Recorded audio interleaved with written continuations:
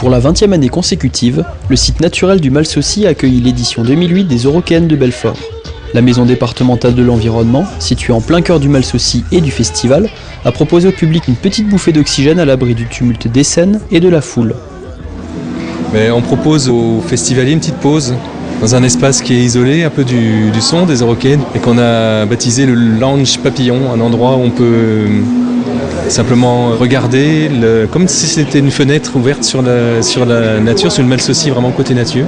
Alors on propose aussi, mais c'est vraiment réduit à un tout petit nombre de personnes, des escapades en bateau avec un naturaliste, un guide naturaliste.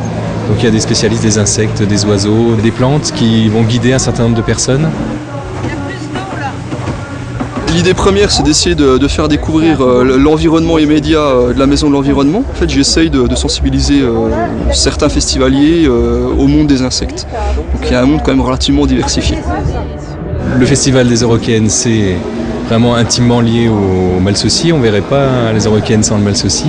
Puis le Malsaucy, c'est à la fois le décor, l'arrière-fond des scènes, et c'est en même temps une réalité naturelle qu'il faut préserver. On espère que l'attachement au site, et puis donc le souci de le préserver, passera dans les gestes des festivaliers.